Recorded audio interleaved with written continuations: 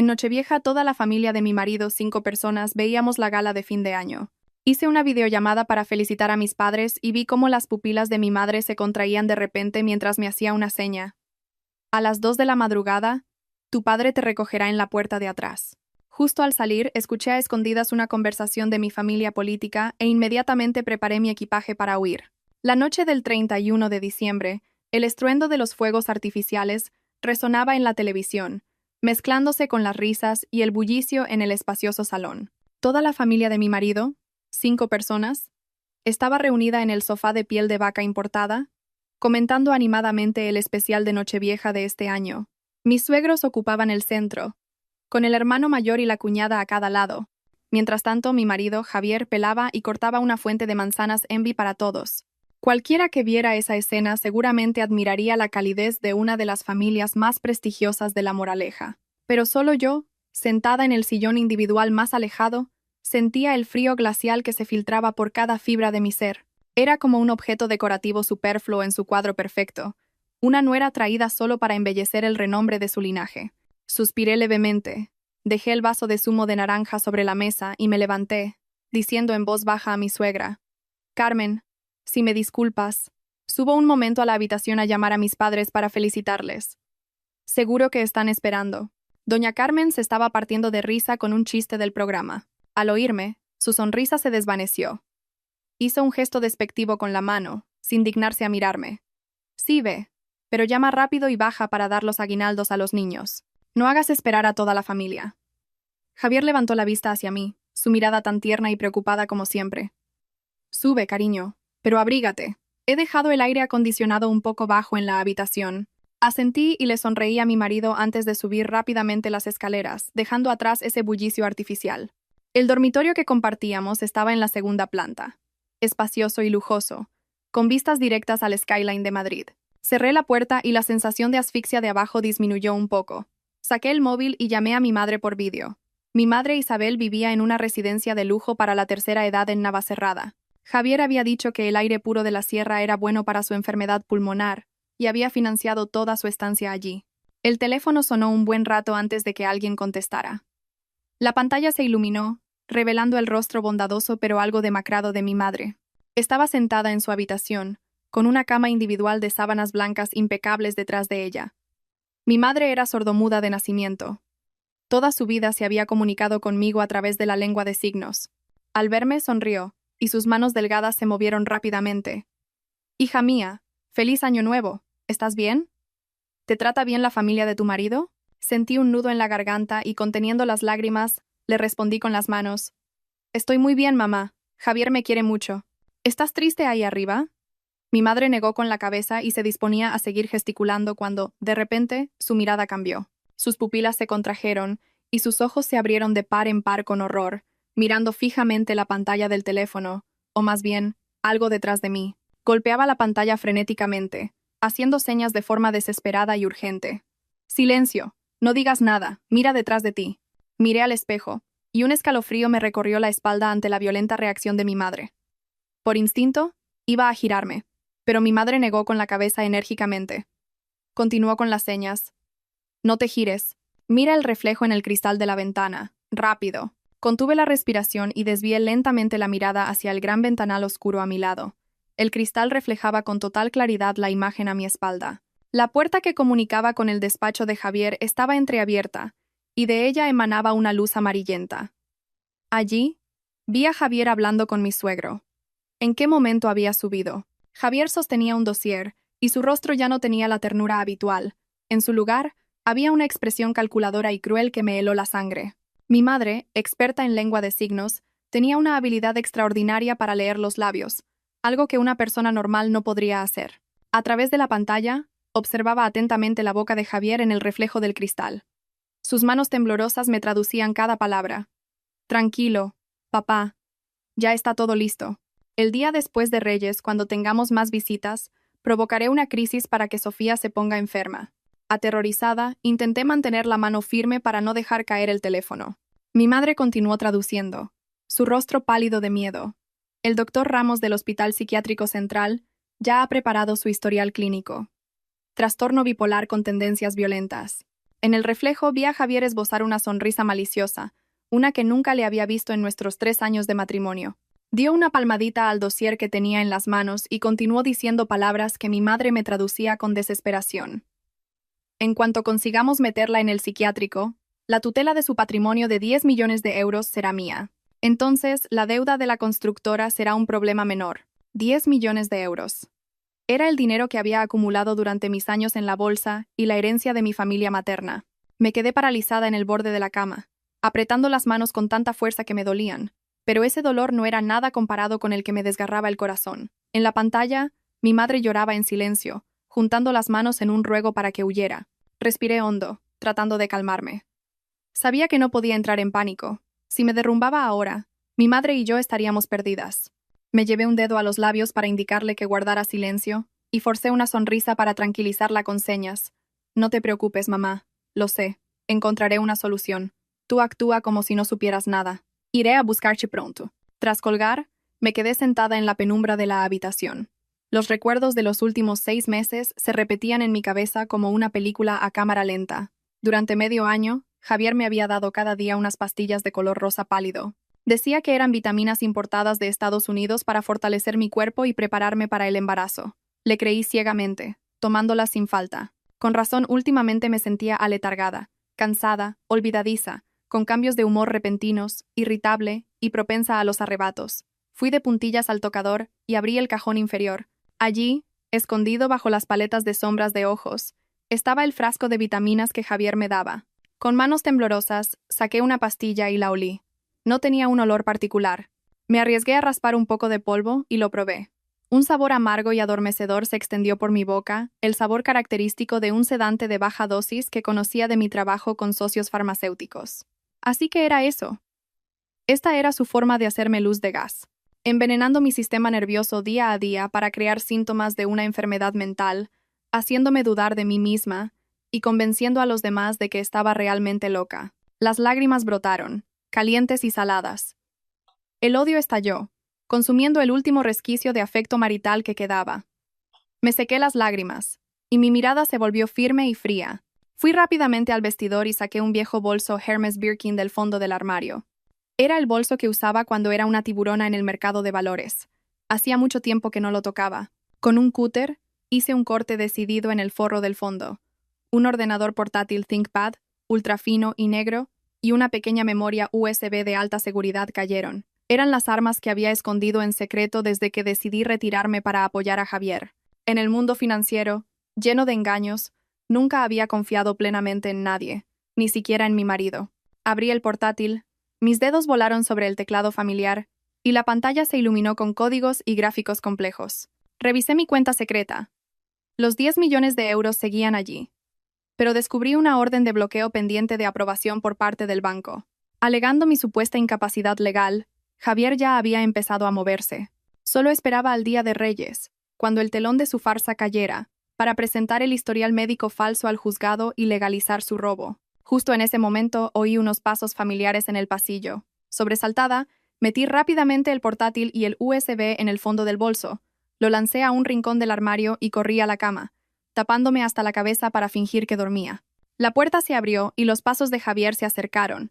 Se sentó a mi lado y me acarició el pelo suavemente. «Cariño, ¿ya te has dormido?» Su voz seguía siendo cálida y dulce, pero ahora, para mí, sonaba como el silbido de una serpiente venenosa. «Despierta y tómate este vaso de leche caliente antes de dormir. Acabo de prepararlo con un poco de miel para que duermas mejor». Javier me sacudió suavemente. Sabía que en esa leche seguramente había droga. Abrí los ojos lentamente, intentando forzar una sonrisa soñolienta, y dije con voz mimosa: tengo mucho sueño, amor. Déjalo ahí. Me lo tomaré luego». Pero Javier insistió, levantándome la cabeza y acercando el vaso a mis labios. «Vamos, sé buena. Bebe un poco para entrar en calor. Mañana tienes que levantarte temprano para recibir a los invitados». Miré la leche blanquecina en sus manos, sintiendo náuseas. Tenía que actuar. Actuar muy bien para que no sospechara. Tomé el vaso, haciendo que mi mano temblara a propósito, y fingí que se me resbalaba. ¡Crash! El vaso se hizo añicos en el suelo, salpicando leche por todas partes. Di un respingo, con el rostro pálido, y miré a Javier. «Oh, lo siento. Qué torpe soy. Últimamente me tiemblan mucho las manos. Javier miró el desastre en el suelo. Un destello de irritación cruzó su mirada, pero lo ocultó rápidamente con una expresión de preocupación. No pasa nada, cariño. Llamaré a la asistenta para que lo limpie. ¿Estás bien? ¿Te ha saltado algún trozo de cristal? Revisó mis manos y pies con cuidado, con una expresión de falsa compasión. Al ver su hipocresía, quise gritarle a la cara que lo sabía todo, pero me contuve. Me acurruqué en sus brazos, con la voz temblorosa como la de un gatito asustado. Estoy bien. Solo muy cansada. ¿Puedes abrazarme un rato? Javier me abrazó con fuerza, dándome suaves palmaditas. Claro, aquí estoy. Duerme tranquila. Yo me encargo de todo. Cerré los ojos, apoyando la cabeza en su pecho y escuchando los latidos regulares de su corazón. ¿Quién diría que detrás de ese pecho cálido se escondía un corazón tan oscuro y cruel? Esa sería la última noche que interpretaría el papel de esposa buena e ingenua. Mi reloj biológico me despertó exactamente a las 4 de la mañana. Afuera, el cielo todavía estaba negro como el carbón, y una densa niebla envolvía la urbanización junto al río, creando una atmósfera silenciosa y escalofriante. Me levanté de la cama con movimientos sigilosos, como un gato callejero. No me atreví a encender la luz, guiándome por el débil resplandor de las farolas que se filtraba para cambiarme el pijama de seda por un sencillo chándal gris. No llevaba una maleta voluminosa, pues sabía que las cámaras de seguridad de la entrada principal lo grabarían todo.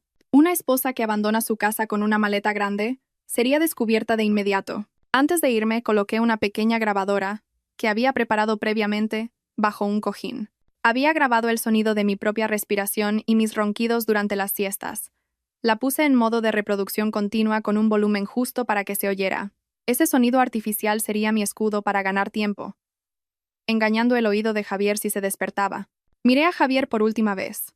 Su rostro dormido parecía tan apacible que nadie sospecharía que detrás de esa apariencia respetable se escondía un universo de cálculo y crueldad. Cogí una cesta de mimbre, de las que se usan para ir al mercado, y dentro, para camuflar, puse unos periódicos viejos que ocultaban el bolso con el portátil y los documentos importantes. Al bajar por la escalera de caracol, el frío de la madrugada se coló a través de mi ropa y me hizo estremecer. En la cocina, la cálida luz amarilla ya estaba encendida. La asistenta, una mujer mayor, estaba ocupada preparando las ofrendas para el primer día del año. Al oír el ruido, se giró y me miró sorprendida. «Señora, qué temprano se ha levantado». «Aún no son ni las 5». Sonreí, tratando de que mi voz sonara natural y tranquila. «Sí, es que anoche soñé con mi abuelo, que me decía que esta mañana temprano tenía que comprar un poco de sal y cal para la casa, para que el año nuevo trajera suerte. Voy un momento al mercadillo de la esquina y de paso le compro a Javier unos churros calientes, que le encantan. Usted siga con lo suyo. No despierte a nadie». La asistenta asintió repetidamente, conmovida. «Qué atenta es usted, señora. Con razón el señorito Javier la quiere tanto. Tenga cuidado, que todavía está muy oscuro». Asentí. Me despedí de ella y salí rápidamente por la puerta. La pesada verja de hierro chirrió levemente cuando me deslicé. No me dirigí al mercado como había dicho, sino que giré bruscamente hacia un callejón lateral, donde las frondosas copas de los árboles ocultaban la visión de las cámaras de seguridad. Un coche viejo con matrícula de otra provincia ya estaba aparcado allí, con las luces apagadas. Abrí la puerta, me senté en el asiento trasero y le dije al conductor con voz firme: «Vámonos, salgamos de aquí rápido». El coche arrancó en silencio y se perdió en la niebla matutina, dejando atrás esa mansión espléndida pero tan fría como una tumba que había enterrado mi juventud. El coche me dejó frente a un pequeño hotel en un callejón laberíntico del distrito de Vallecas, un barrio de clase trabajadora donde nadie se fija en nadie. La habitación que alquilé estaba en la tercera planta. Era pequeña, con la pintura de las paredes desconchada y un olor a humedad característico de los lugares baratos. Pero para mí, en ese momento, esa estrechez y decadencia me daban una sensación de seguridad mayor que cualquier suite de lujo. Cerré la puerta con llave, corrí las cortinas y me senté en el suelo para sacar el portátil del bolso. Conecté el USB de seguridad y mis dedos volaron sobre el teclado para conectarme a una VPN anónima. La luz azul y fría de la pantalla iluminó mi rostro pálido pero decidido. Abrí una aplicación de chat encriptado y escribí un mensaje corto para alguien con el alias Fantasma. Fantasma era un viejo amigo, un genio de la informática que había trabajado en el departamento de ciberseguridad de un gran banco pero lo dejó, harto de las luchas internas. Era la única persona en la que podía confiar en ese momento para ejecutar un plan que protegiera mis activos sin dejar rastro. Fantasma, Necesito convertir los 10 millones de euros en activos digitales, inmediatamente. Escribí, con el corazón latiendo al ritmo de cada letra. La respuesta fue casi instantánea. ¿Estás segura? Una vez convertidos en opciones y stablecoins en una billetera fría, el sistema bancario lo registrará como inversiones fallidas u órdenes pendientes. Perderás una comisión considerable y no podrás retirar efectivo directamente. Respondí sin dudar. Hazlo. No importa la comisión, mientras Javier no pueda tocar ni un céntimo.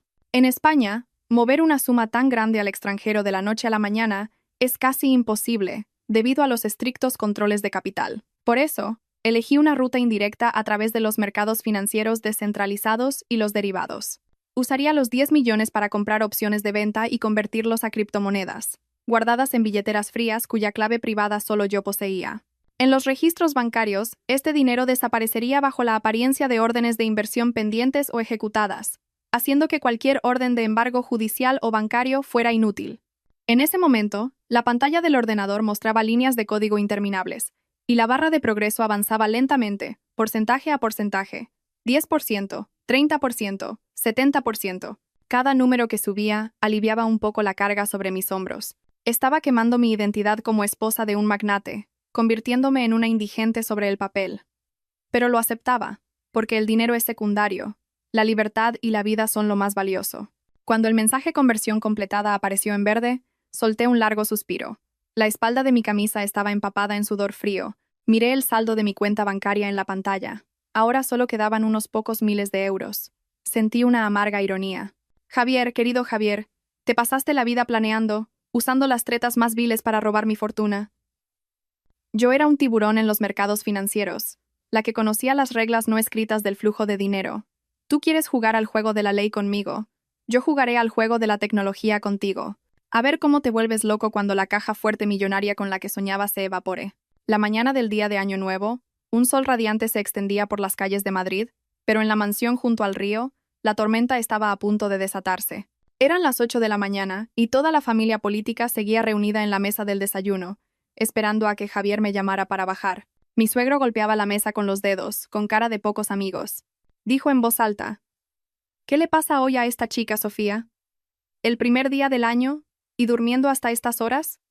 Los invitados están a punto de llegar, y ella ni aparece. Javier se levantó rápidamente, sonriendo para calmar a sus padres. Seguro que anoche se quedó hasta tarde hablando con su familia y está cansada. Subiré a despertarla.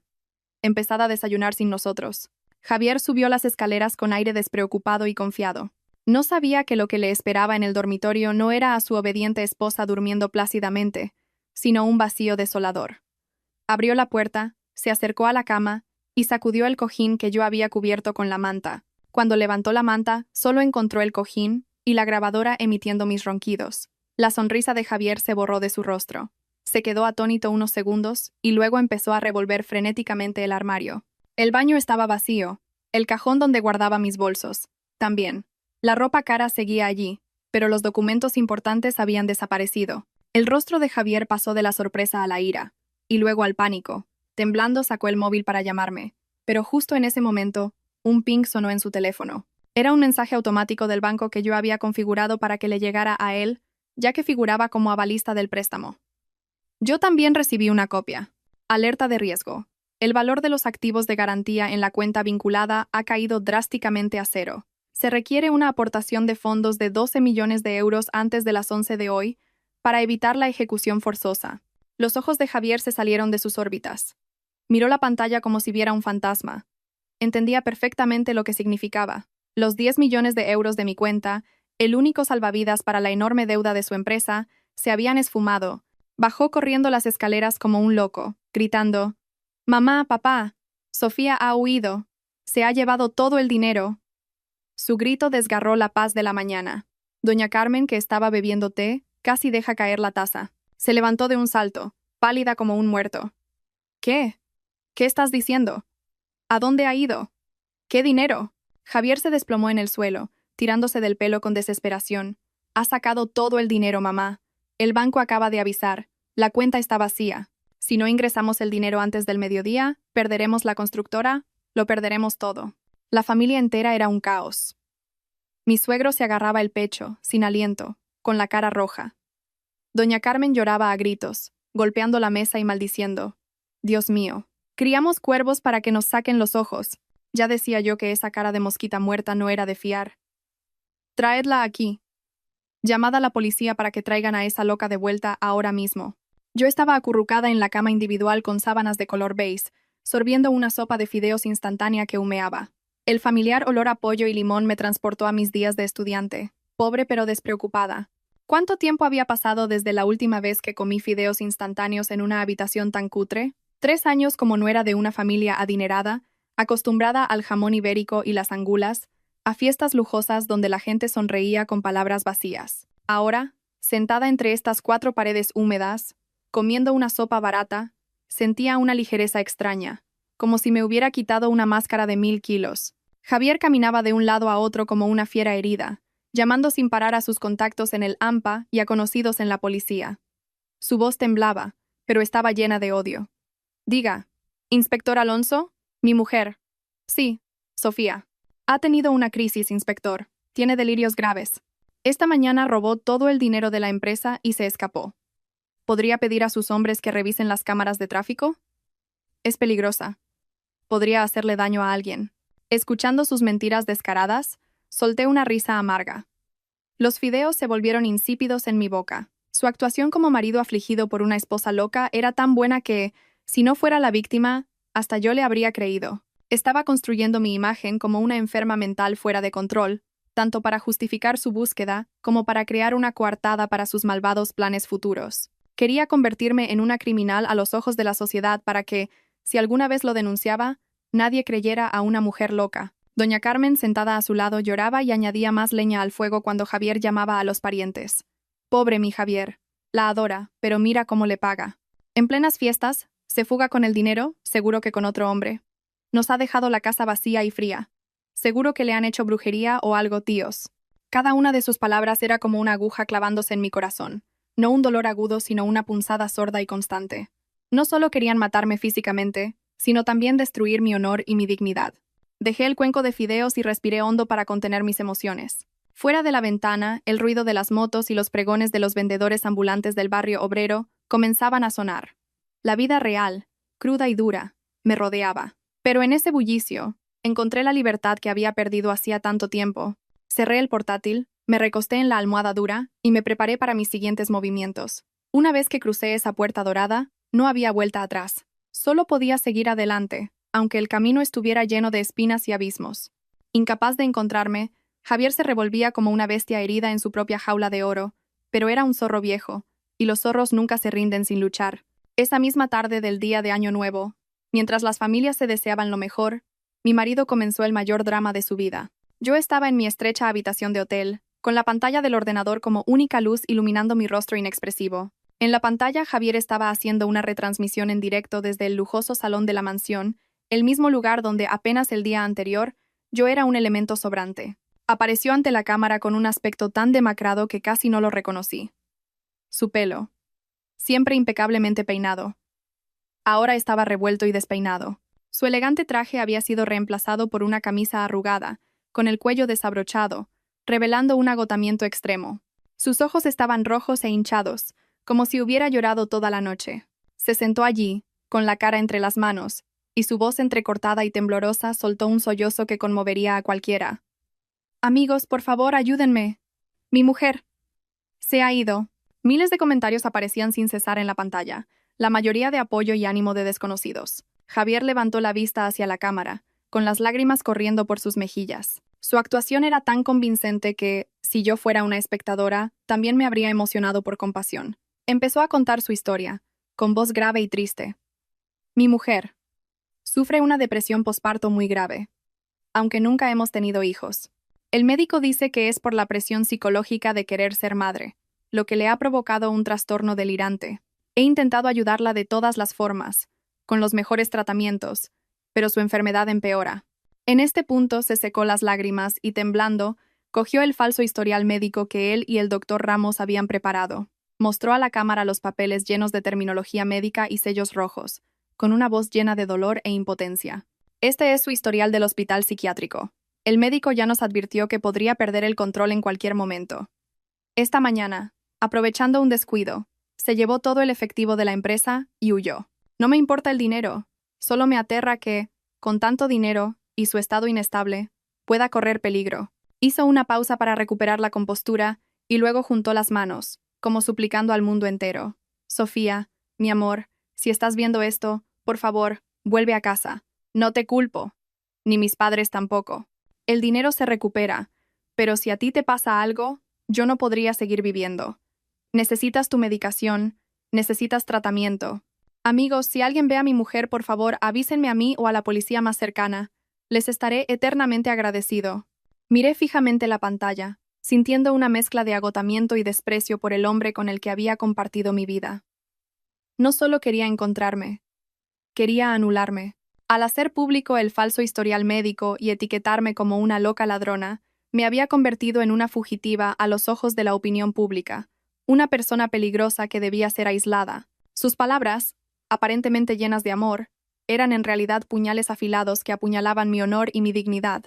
Resulta que nuestros años de matrimonio no habían sido más que una actuación, y hoy era el clímax, donde él ponía todo su esfuerzo en hundirme en el fango. El efecto de la retransmisión de Javier se propagó a la velocidad de un incendio forestal. En pocas horas, la historia del marido perfecto buscando a su esposa enferma mental inundó las redes sociales. Encendí mi móvil y vibró sin parar con una avalancha de mensajes y notificaciones. Viejos amigos, parientes lejanos, incluso antiguos compañeros con los que no hablaba desde hacía años, todos me escribían, pero no para preguntar cómo estaba, sino para sermonearme. Sofía, ¿cómo has podido ser tan insensata?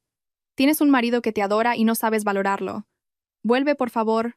No le hagas sufrir más, me escribió una prima. Una amiga íntima de la universidad, que una vez juró estar siempre de mi lado, ahora me enviaba un largo mensaje lleno de moralina. No sabía que estabas tan enferma. ¿Estás loca de verdad o lo finges? Robarle a tu marido y huir es un delito, ¿sabes? Vuelve y entrégate. Javier te quiere, por eso te busca públicamente. Otro en su lugar ya habría llamado a la policía para que te detuvieran. Leí cada mensaje, sintiendo cómo mi corazón se rompía en 1000 pedazos. Resulta que la lealtad de la gente era frágil y cambiante. No les importaba la verdad, solo creían lo que veían en una pantalla, las lágrimas de cocodrilo de alguien que interpretaba el papel de víctima a la perfección. En los foros de Internet, la gente diseccionaba mi historia. Los comentarios maliciosos eran como flechas envenenadas dirigidas hacia mí. Tiene cara de buena chica. ¿Y está loca? Seguro que es una cazafortunas que intenta huir con el dinero. Pobre marido, tan guapo y exitoso, y le toca una esposa loca. Vaya mala suerte. Lancé el móvil a la cama y me acurruqué bajo la fina manta. La soledad se apoderó de la pequeña habitación. Allá afuera, el mundo entero me daba la espalda, juzgándome por mentiras descaradas, pero no podía permitirme ser débil. No podía dejar que las lágrimas nublaran mi juicio en este momento. Me sequé las lágrimas, me senté y volví a abrir el portátil. En el despiadado mundo financiero en el que me movía, no había lugar para el sentimentalismo, solo para el cálculo frío y los contraataques letales. Accedí a un archivo secreto donde guardaba las pruebas que había recopilado en silencio. Eran capturas de pantalla de mensajes, recibos de transferencias desde las cuentas secundarias de Javier. Él creía haber borrado todas las huellas, pero olvidó que su esposa había sido una experta en gestión de riesgos. Encontré pruebas de que Javier había transferido 20.000 euros para pagar las deudas de juego del Dr. Ramos, el subdirector del hospital psiquiátrico que había falsificado mi historial médico. No publiqué todo en las redes sociales para discutir con la turba enfurecida. Sabía que las palabras de alguien etiquetado como loco no tenían ningún peso. En su lugar, elegí actuar como los depredadores que cazan en la oscuridad. Redacté un correo electrónico anónimo, adjuntando todas las pruebas del soborno y la falsificación del historial médico del Dr. Ramos, junto con sus extractos de deudas de juego. El destinatario no era la prensa, sino el buzón de denuncias de la Unidad de Delincuencia Económica y Fiscal UDEF, y la inspección del Ministerio de Sanidad. Pulsé enviar, y una leve sonrisa apareció en mis labios. Javier, ¿te gusta jugar a la guerra mediática? Pues yo jugaré contigo a la guerra legal. Después de enviar mi regalo de Año Nuevo a las autoridades, supe que debía preparar el golpe decisivo a la economía de Javier. Lo conocía mejor que nadie. Podía soportar el escándalo, pero no la pobreza y la pérdida de poder. Su constructora, el Grupo Valbuena, parecía imponente por fuera con sus proyectos millonarios, pero por dentro estaba hueca como un árbol carcomido por las termitas. Abrí mi agenda de contactos y busqué un nombre que había guardado hacía mucho tiempo, pero que nunca había llamado: Alejandro. Era el archienemigo de Javier en los negocios, un famoso inversor de bolsa conocido como el tiburón de hielo. Era el único con el poder financiero y la crueldad necesarios para devorar la empresa de Javier en su momento de debilidad. Respiré hondo y marqué su número. Sonó 3 veces antes de que alguien respondiera. Una voz grave pero cautelosa se oyó al otro lado. «Sí, ¿quién es?» «Hola, Alejandro. Soy Sofía, la mujer de Javier Balbuena», dije directamente, con voz tranquila y afilada, muy diferente a mi habitual tono sumiso. Hubo un breve silencio, seguido de una risa burlona. «Vaya, la esposa de mi rival. He oído que eres muy famosa en las redes sociales por haberte fugado de casa con 10 millones de euros. ¿Para qué me llamas? ¿Para que te ayude a encontrar a tu marido?» Ignoré su sarcasmo y fui al grano. «Te llamo para hacerte un regalo. Un regalo que podría ayudarte a borrar al grupo Balbuena del mapa inmobiliario en la primera sesión bursátil del año». El silencio al otro lado fue más largo esta vez. Parecía que Alejandro estaba sopesando si yo era una loca o un genio. «¿Qué quieres?», preguntó. Su tono ya menos burlón. «Acabo de enviarte a tu correo personal un informe financiero real de la empresa de mi marido. Contiene pruebas completas de falsificación de ingresos, deudas incobrables ocultas y una lista de los proyectos fantasma que usaba para obtener financiación ilegal», expliqué, articulando cada palabra. Eran datos internos que solo yo, que le había ayudado a llevar la contabilidad B, conocía. «¿Por qué haces esto?» «¿Es tu marido?», preguntó Alejandro todavía escéptico.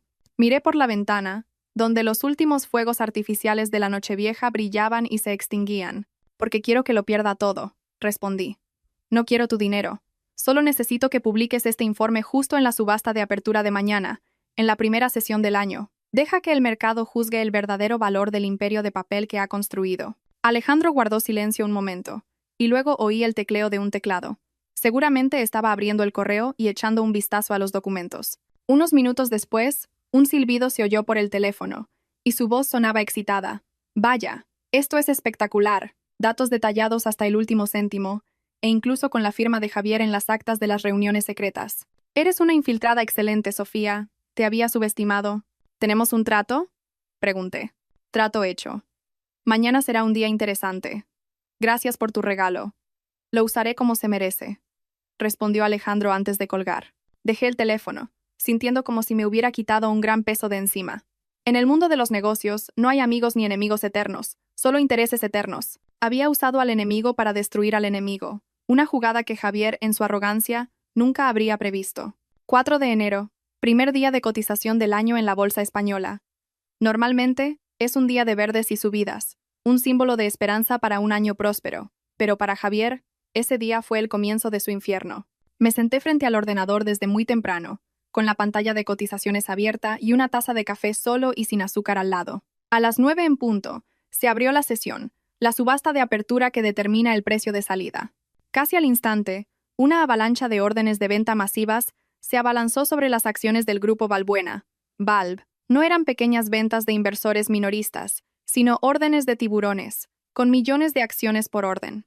El panel electrónico parpadeaba sin cesar y en menos de 5 minutos, un azul cadavérico, el color del precio mínimo, apareció junto a las acciones de la empresa de Javier. El volumen de venta en el mínimo era de decenas de millones de acciones, mientras que el lado de la compra estaba completamente en blanco. Nadie se atrevía a coger ese cuchillo que caía. Al mismo tiempo, en los foros financieros y los grupos de inversión, el informe mortal que le había enviado a Alejandro se difundió a la velocidad del rayo. Las cifras que hablaban por sí solas sobre deudas colosales, proyectos fantasma y manipulación contable sembraron el pánico entre los inversores. Se pisotearon unos a otros para huir, vendiendo a cualquier precio y haciendo que la capitalización de la empresa se evaporara en cientos de millones de euros en un instante. Javier estaba en su despacho en casa, con los ojos pegados a la pantalla, su rostro gris como la ceniza. No podía creer lo que veía.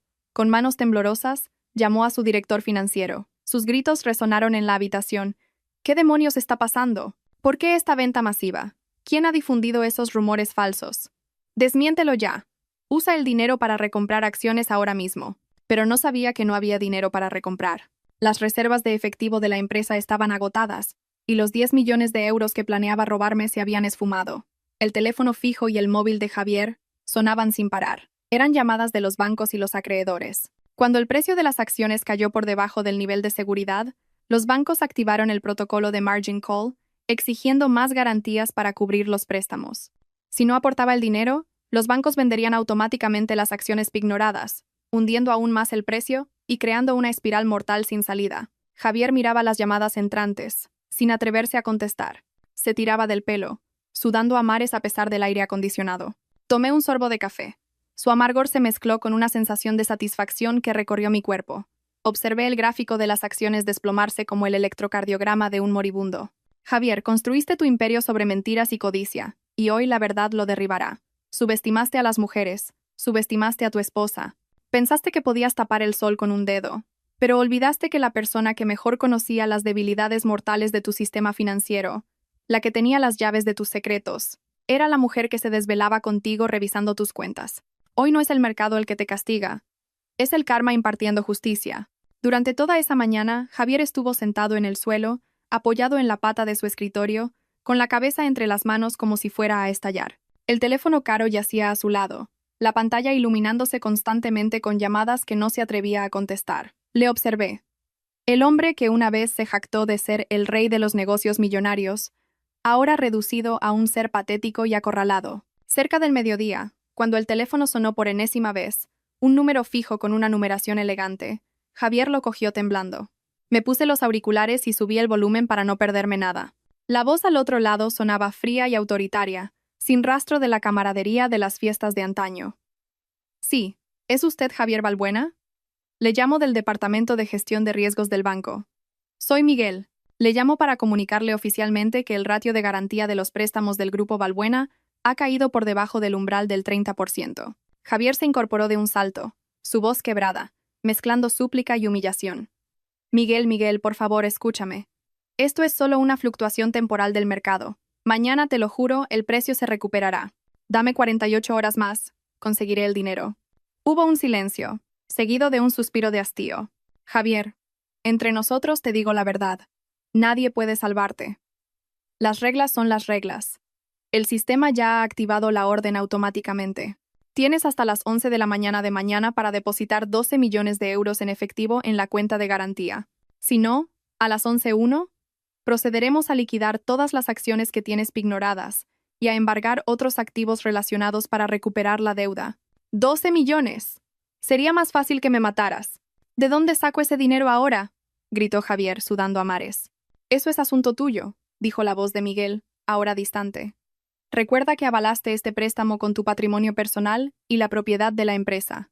Si después de la liquidación no se cubre el principal y los intereses, te llevaremos a juicio para subastar tus casas y coches. Tú verás lo que haces. El tono de Colgado sonó seco, poniendo fin a la última esperanza de Javier. Dejó caer el brazo, y el teléfono se estrelló contra la alfombra. Vi a Javier hundir la cabeza, sus hombros temblando. En el cruel mundo financiero, cuando tienes dinero, los bancos te extienden la alfombra roja y te tratan como a un dios. Pero cuando caes en desgracia, son los primeros en quitarte el paraguas, más fríos y despiadados que nadie. Javier había usado esta misma trampa del apalancamiento financiero para absorber a innumerables empresas pequeñas, llevando a muchas familias a la ruina. Ahora, él mismo estaba probando esa desesperación extrema. Bebí un sorbo de agua. Era insípida, pero al tragarla, sentí un amargor en la garganta. Cuando el reloj se acercaba a las 12 del mediodía, supe que había llegado el momento crucial. Javier corría de un lado a otro, llamando a todos sus hermanos del alma para pedir préstamos, pero solo recibió excusas o teléfonos colgados. Saqué mi segundo móvil, el de la tarjeta SIM anónima, y llamé al mismo Miguel, el director de riesgos del banco, el hombre que tenía en sus manos el destino del Grupo Balbuena. No éramos desconocidos. Años atrás, cuando yo era directora de inversiones, fui yo quien asesoró a su banco sobre cómo gestionar deudas incobrables. Dígame, la voz de Miguel sonaba cansada e irritable después de una mañana tensa. Hola Miguel, soy Sofía. Supongo que no has olvidado a la persona que te ayudó con la deuda de Aceros del Norte hace 3 años, dije, con voz tranquila y segura. Hubo un silencio de unos segundos, y luego su tono cambió, mostrando sorpresa y cautela. Señora Sofía, ¿cuánto tiempo? He oído que tiene algunos problemas familiares. Supongo que no me llama a estas horas para recordar viejos tiempos, ¿verdad? Miguel era inteligente, así que fui directa. Sé que su banco tiene una enorme deuda incobrable de mi marido, Javier Balbuena. Con las acciones por los suelos, si mañana las liquidan, solo recuperarán chatarra. El mercado está sin liquidez. ¿Quién va a comprar? Su banco tendrá que provisionar cientos de miles de euros, lo que afectará a sus resultados de fin de año. Le oí golpear un bolígrafo contra la mesa, una señal de que estaba sopesando. ¿Qué propone?, preguntó. Quiero comprar esa deuda, respondí, con cada palabra clara y afilada. Le pagaré el 50% del valor de la deuda en efectivo. Transferencia inmediata. A cambio, me ceden todos los derechos como acreedor y el derecho a ejecutar las garantías. Ustedes recuperan el 50% en dinero contante y sonante, limpian su balance y se quitan un problema de encima ante el Consejo de Administración. Yo me encargaré del resto con mi marido. Hubo un largo silencio al otro lado. Podía imaginarlo calculando los pros y los contras. En el sector bancario, recuperar el 50% de una deuda incobrable es un gran éxito, mucho mejor que tener un montón de activos sin liquidez y meterse en litigios que duran años. Señora Sofía, usted no es una mujer sencilla, dijo finalmente, con un toque de admiración. Pero, ¿de dónde va a sacar tanto efectivo ahora mismo? ¿No dijo su marido que usted? Mis asuntos familiares no le conciernen. Mi dinero es limpio. Puede comprobar su origen si quiere. Le doy 30 minutos para decidir. Después de eso, usaré ese dinero para comprar la empresa rival de mi marido. Entonces, ya pueden quedarse con su chatarra y llorar. ¿De acuerdo? Trato hecho, respondió Miguel rápidamente. Pasé por el despacho de abogados del banco ahora mismo. Firmamos el contrato de cesión de deuda. Dinero por papeles. Sonreí y colgué. En este juego financiero, quien tiene el efectivo es el rey. Javier pensó que podría usar la ley para robarme mis bienes, pero olvidó que las reglas siempre tienen lagunas para los que tienen dinero y agallas. En unos instantes de ser una esposa fugitiva, me convertiría en su mayor acreedora. La casa en la que vivía, el coche que conducía y la silla de presidente de la que se enorgullecía, todo estaría en mis manos. Justo al salir del despacho de abogados, con el contrato de cesión de deuda aún fresco en mis manos, mi teléfono vibró violentamente. Un mensaje con una imagen de un número desconocido. Mi instinto me dijo que algo iba mal. Mi corazón se encogió y, con los dedos temblorosos, abrí el mensaje. La imagen se cargó. Lo que vi me heló la sangre.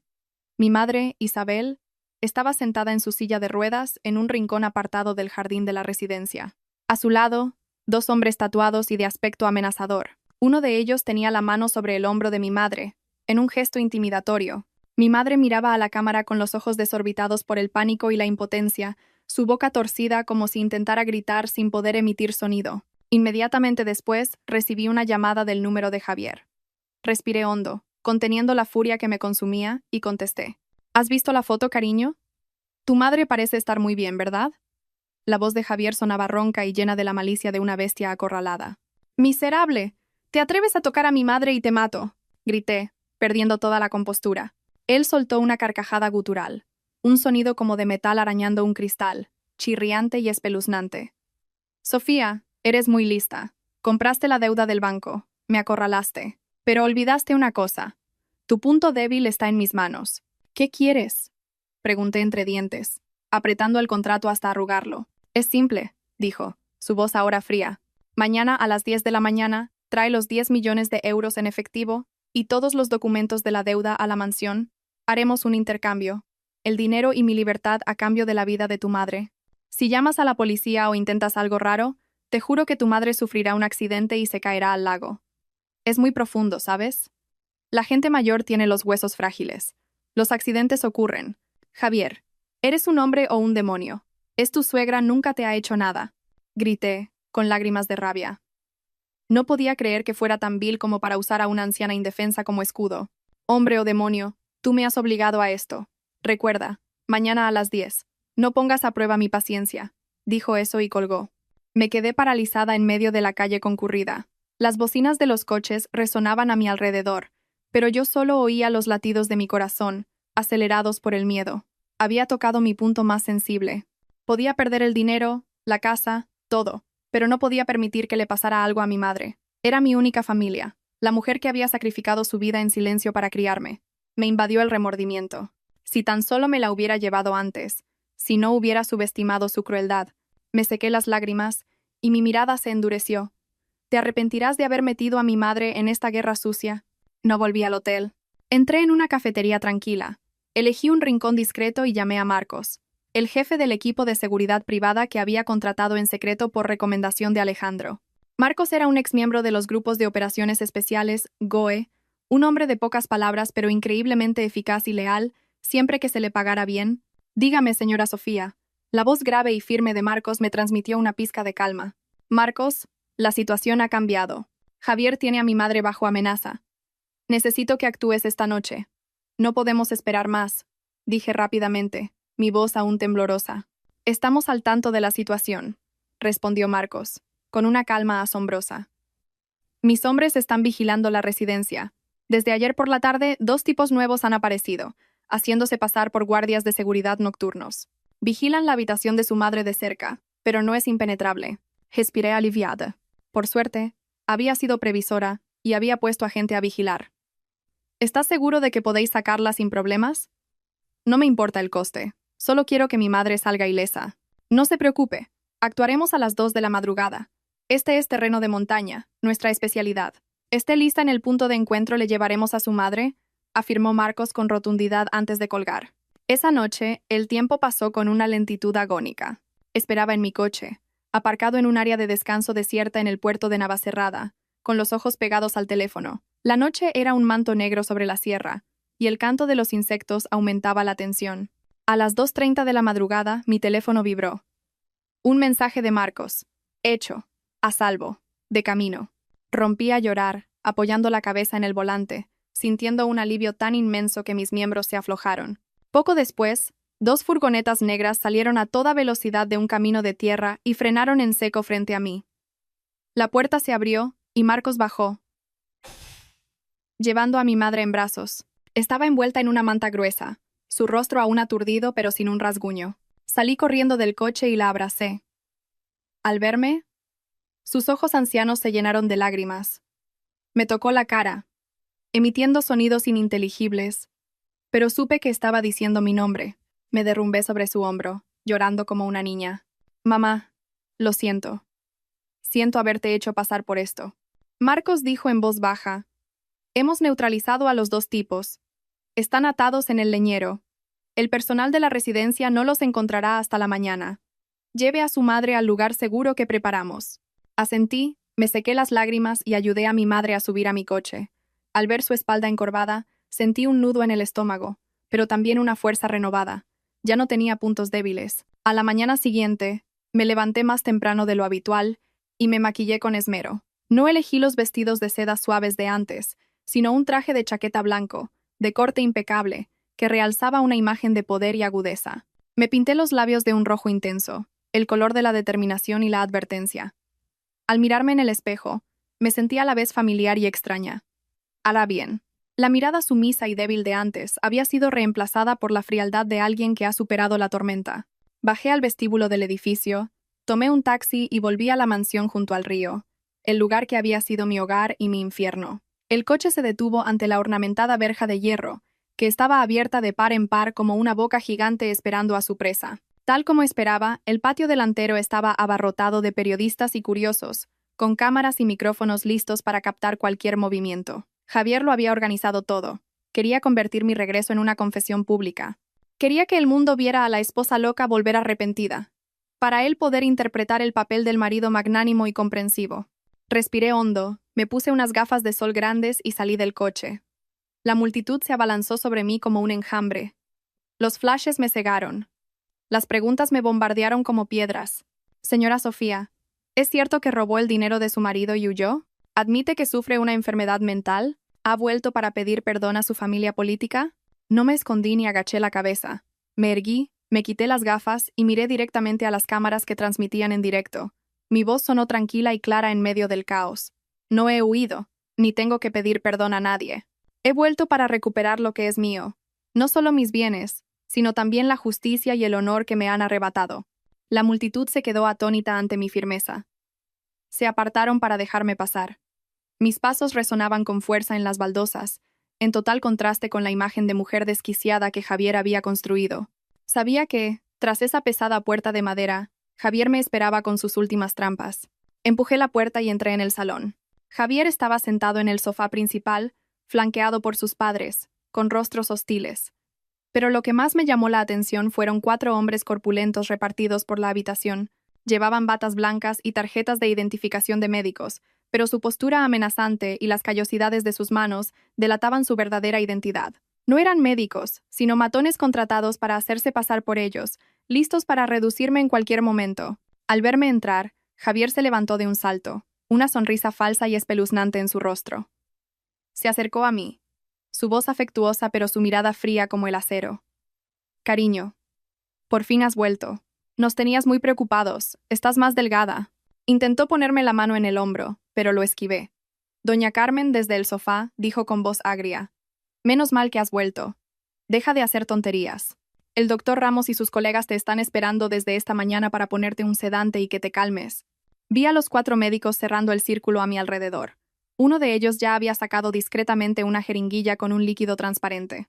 Comprendí su plan al instante.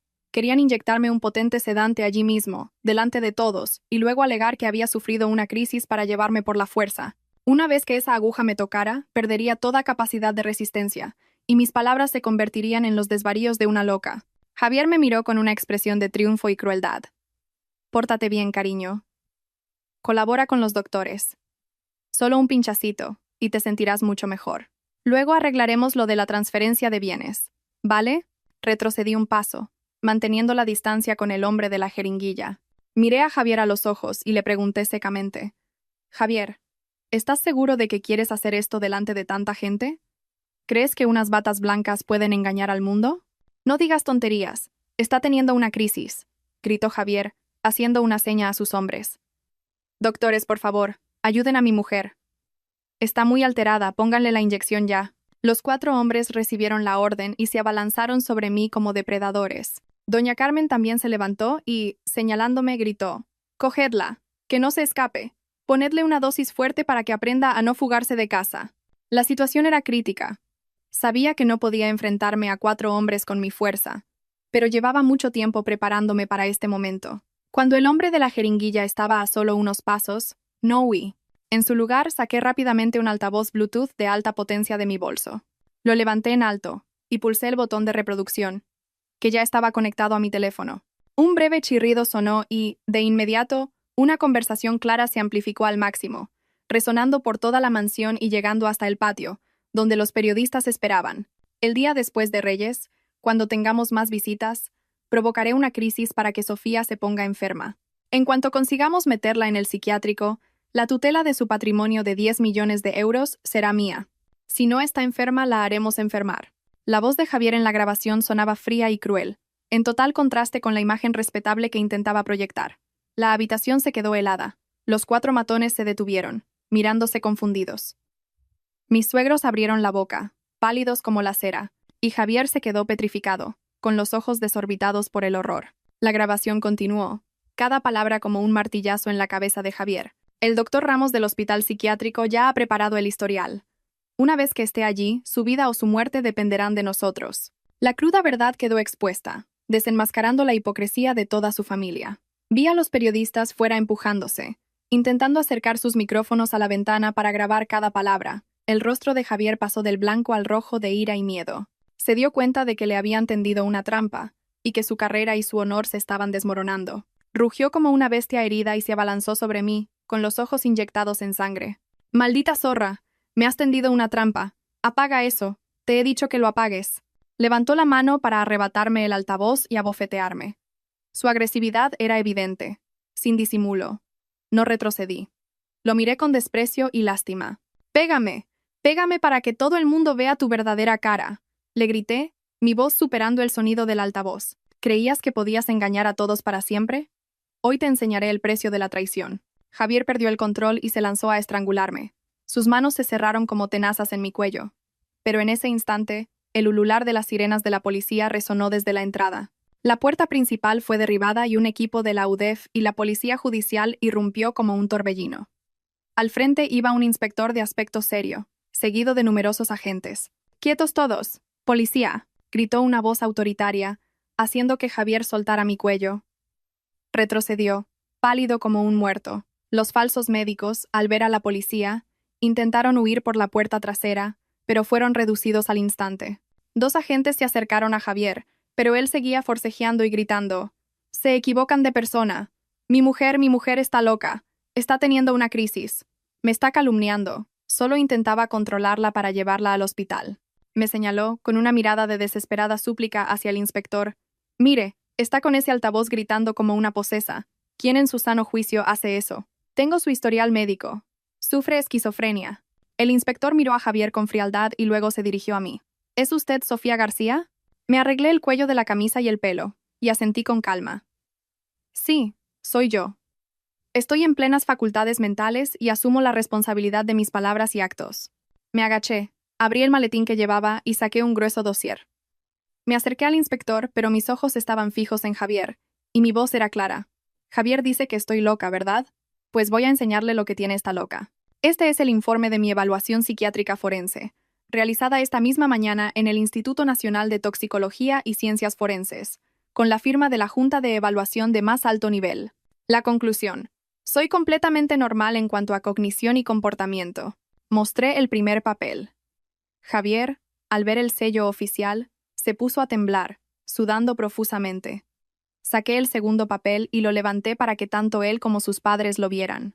Y este es mi certificado de miembro de Mensa, la organización de personas con el cociente intelectual más alto del mundo, junto con el resultado de mi test de CI de 148 puntos, realizado de forma independiente en Singapur el mes pasado. Si una persona con un CI en el 2% superior de la población mundial es considerada loca, me temo que toda su familia necesita ser ingresada de urgencia. La sala se quedó en un silencio sepulcral. Javier estaba paralizado. Su boca se movía sin emitir sonido. Su último salvavidas, la excusa de la esposa loca, había sido destruido sin piedad. El inspector revisó los documentos y asintió. Se giró hacia Javier y dijo con voz firme. Javier Balbuena, queda detenido para ser investigado por los delitos de lesiones, detención ilegal y estafa. Usted y los demás implicados, acompáñennos a comisaría. Las frías esposas se cerraron en las muñecas de Javier. El chasquido seco sonó como el fin de su vida de falsa opulencia. Hundió la cabeza, sin fuerzas para resistirse. Al pasar a mi lado, levantó sus ojos enrojecidos y me miró por última vez, una mirada llena de odio y miedo. Las esposas, brillantes bajo la araña de cristal, emitieron un chasquido seco al cerrarse en las muñecas de Javier. Ese sonido, aunque leve, resonó en mi mente como el martillo de un juez, poniendo fin a una sentencia de 3 años de injusticia. Los falsos médicos también fueron esposados. Pálidos y temblorosos, confesaron dónde habían escondido los sedantes y los dispositivos de electrochoque.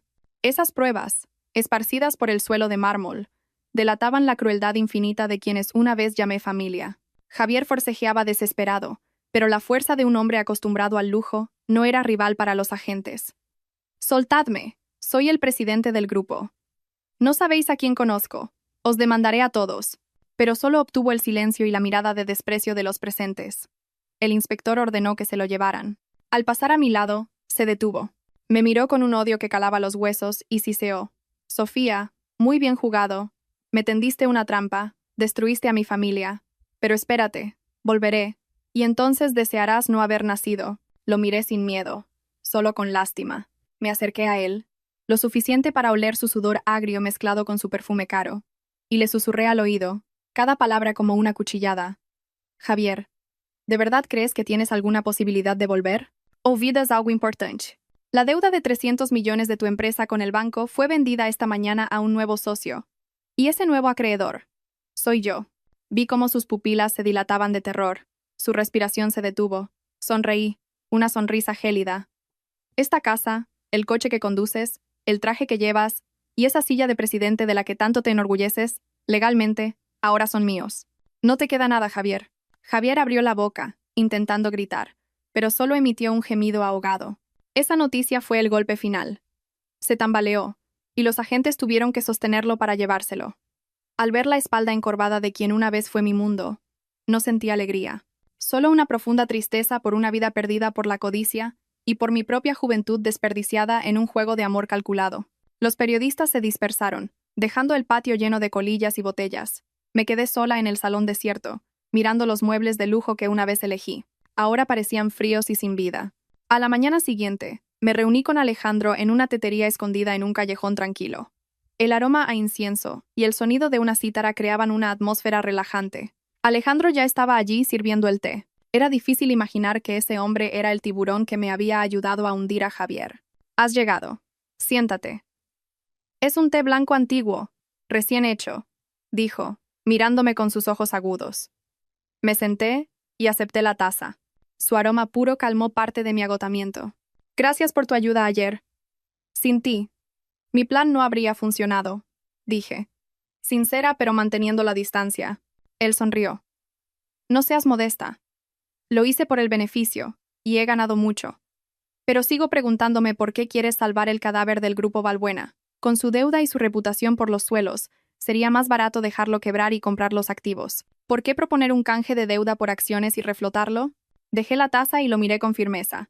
Porque es mi creación, el sistema de gestión, la base de datos de clientes, los proyectos principales. Todo lo construí yo en los inicios con Javier. Él solo era la cara visible. El alma de la empresa era la estructura que yo diseñé. Si quiebra, todo desaparecerá y miles de empleados perderán su trabajo. No quiero que mi esfuerzo sea destruido por la estupidez de un hombre. Hice una pausa, mis ojos brillando con una luz fría. Además, quiero que Javier sea testigo del éxito de la empresa sin él. Quiero que, desde la cárcel, se retuerza de arrepentimiento al ver cómo lo que despreció florece en mis manos. Esa es la venganza más cruel. Alejandro me miró fijamente y luego se echó a reír. Eres más despiadada de lo que pensaba, Sofía. Me gusta tu estilo. 49% de las acciones para mí, 51% y el control para ti. ¿Trato hecho? Trato hecho. Le tendí la mano. Su apretón fue firme, sellando nuestra nueva alianza. En este mundo de negocios, un aliado inteligente como Alejandro era más valioso que el oro. Sabía que el camino sería difícil, pero con mi cerebro y sus recursos, estaba segura de que lo lograríamos. Para tomar el control legalmente, necesitaba convocar una junta de accionistas extraordinaria. Con nuestro 51%, teníamos la ventaja, pero necesitaba más apoyo para asegurar una victoria total. Mi objetivo era el señor Castro, el tercer mayor accionista con un 10%. Era un zorro viejo que siempre se arrimaba al sol que más calienta. Antes, adulaba a Javier y participaba en sus negocios turbios. Ahora que Javier había caído, seguramente estaría buscando una salida. Me reuní con Alejandro y le entregué una memoria USB. ¿Qué es esto?, preguntó. La llave para que el señor Castro nos obedezca, respondí con frialdad. Aquí están todas las pruebas de que ha estado usando la logística de la empresa para contrabandear componentes electrónicos durante 2 años. Hay facturas falsas, grabaciones y las cuentas offshore que usaba para blanquear dinero. Lo recopilé en secreto por si algún día lo necesitaba. Alejandro revisó el contenido, sus ojos brillando con una mezcla de interés y respeto.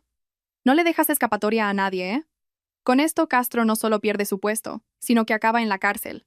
¿Quieres que yo sea el mensajero? Asentí. Sí. Ve a verlo. Muéstrale una parte. Dale 2 opciones. O firma un poder para que yo vote en su nombre en la junta y se retira discretamente. O se prepara para una visita de la UDEF. De acuerdo. Amenazar a la gente es mi especialidad. Sonrió Alejandro, guardando el USB. Al verlo irse, sentí una extraña sensación. Me estaba volviendo más calculadora y despiadada, como la gente que odiaba. Pero la vida me había enseñado que para proteger a los que amas, a veces tienes que convertirte en un demonio para luchar contra otros demonios. En la comisaría el aire era pesado.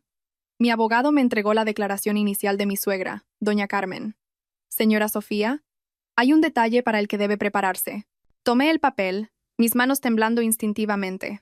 Lo que leí fue como una puñalada. Doña Carmen confesaba que, 3 años atrás, había añadido a propósito una hierba abortiva a la sopa de pollo que me preparaba cada día. La razón era tan absurda y cruel que me costaba creerla. Una vidente le había dicho que nuestro primer hijo, si nacía ese año, traería mala suerte a la carrera de Javier.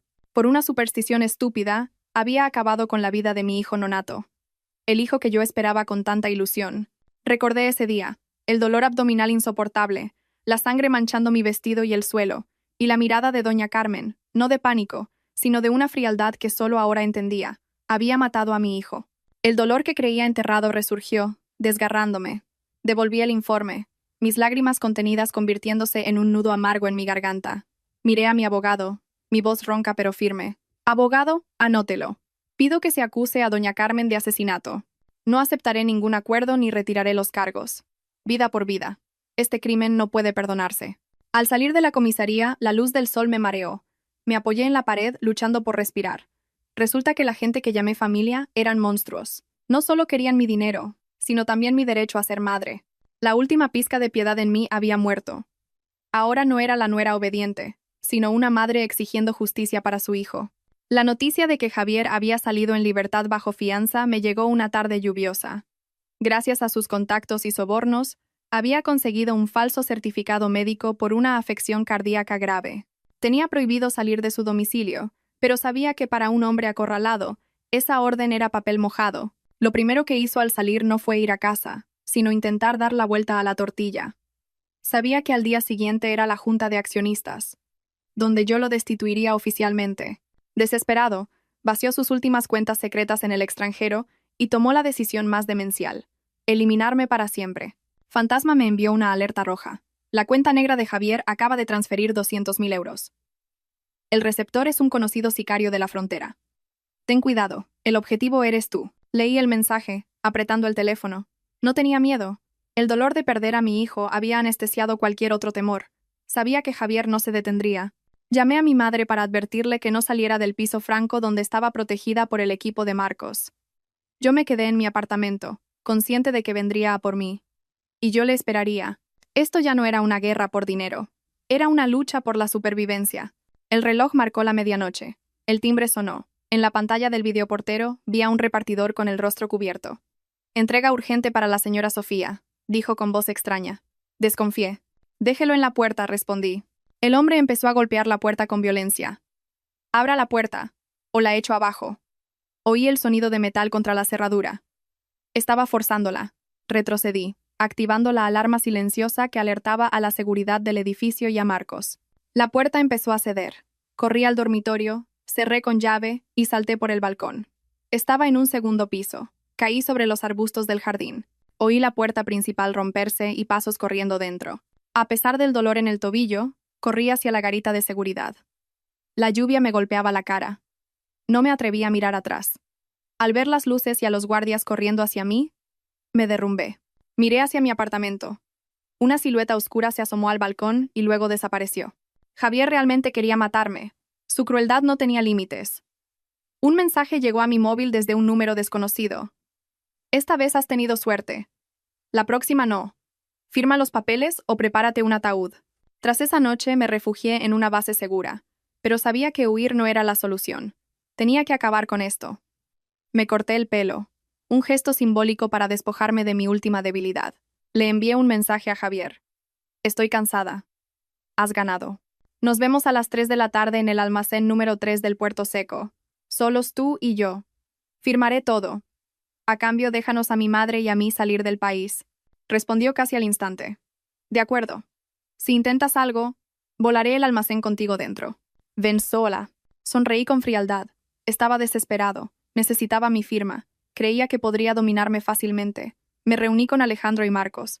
«Marcos, necesito que tu equipo llegue 2 horas antes. Instalad cámaras y micrófonos ocultos. Solo intervenid si os doy la señal o si mi vida corre peligro».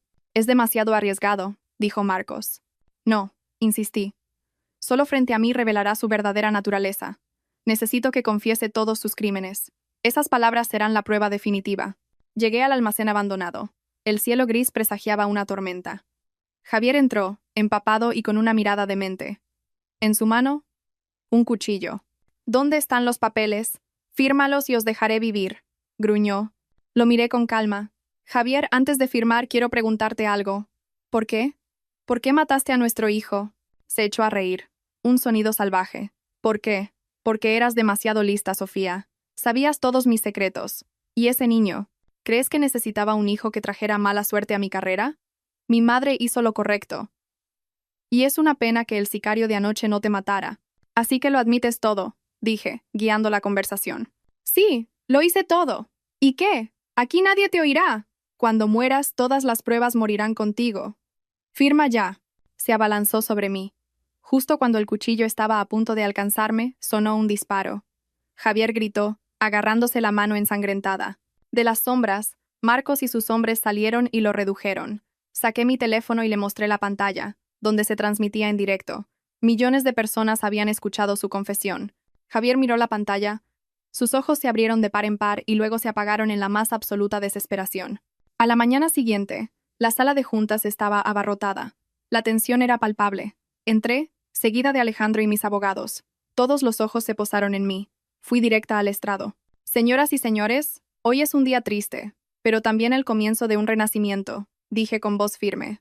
Como saben, el señor Balbuena ha sido detenido, pero para asegurar la legalidad de la transición, he solicitado su presencia. 2 policías trajeron a Javier, esposado y con aspecto de fantasma. Proyecté el vídeo de su confesión en la pantalla grande. Los accionistas jadearon horrorizados. Como accionista mayoritaria, con el 51% de las acciones, declaro la destitución de Javier Balbuena como presidente. Asumiré el cargo para reestructurar la empresa. Javier firmó el acta de traspaso con mano temblorosa. Al terminar, me miró, con los ojos llenos de lágrimas, pero no dijo nada. Mi mirada era de hielo. Mientras se lo llevaban, supe que el fantasma del pasado había sido derrotado. 3 meses después, visité a Javier en la cárcel antes de la sentencia. Estaba demacrado, un espectro del hombre que fue. Le pasé los papeles del divorcio. Sofía, me equivoqué. Perdóname, por favor. Todavía te quiero. Sálvame, retira la denuncia, suplicó llorando. Mi corazón no flaqueó. Javier, la mujer que te amaba, la que lo sacrificó todo por ti, está muerta. Murió la noche que pusiste veneno en mi leche, el día que mataste a nuestro hijo. La que tienes delante es solo tu acreedora y la demandante en tu caso. Firmó los papeles, su mano temblando. Me di la vuelta para irme. Rehabilítate. Es la única forma de pagar tu deuda con la vida, no conmigo. Ya no te odio. Perdonarte a ti es perdonarme a mí misma. Dejé atrás sus débiles y desesperados gritos. La pesada puerta de hierro se cerró, separando 2 mundos, 2 destinos. Fuera, el cielo estaba azul y el sol brillaba. 1 año después, otra noche vieja. Desde mi despacho en lo alto del rascacielos del grupo, observaba los fuegos artificiales. En 1 año, todo había cambiado. El grupo, bajo mi dirección y con la ayuda de Alejandro, había resurgido. Creé un fondo para ayudar a mujeres emprendedoras, para que ninguna tuviera que pasar por lo que yo pasé. Mi teléfono sonó. Era mi madre, radiante, mostrándome por videollamada la cena que había preparado. Vuelve pronto, hija. La cena está lista. Su sonrisa me reconfortó. La puerta se abrió. Era Alejandro, con una caja de croquetas caseras calientes. Su mirada ya no era la de un tiburón de los negocios, sino la de un amigo, las favoritas de la jefa. Come algo antes de irte, dijo sonriendo. Durante todo el año había estado a mi lado, un compañero leal. Gracias, respondí. Miró los fuegos artificiales. Feliz año nuevo, Sofía. El pasado ya pasó. ¿Estás dispuesta a abrir tu corazón de nuevo? Lo miré, luego al cielo. La herida había cicatrizado, pero la marca permanecía. Aún no estaba lista para un nuevo amor, pero ya no temía a la soledad. El futuro, ya veremos, dije, chocando mi copa de vino con su taza de té. Ahora solo quiero disfrutar de esta paz. Brindo por el pasado que me hizo quien soy, y por un futuro de libertad. El reloj dio las 12. El año nuevo había llegado. Respiré hondo el aire fresco, mi corazón ligero y lleno de esperanza. La vida era larga y hermosa, siempre que una supiera amarse y valorarse a sí misma. Espero que, a través de esta historia, cada persona encuentre el valor para dejar ir el pasado y quererse más. Gracias por su atención, adiós y hasta la próxima.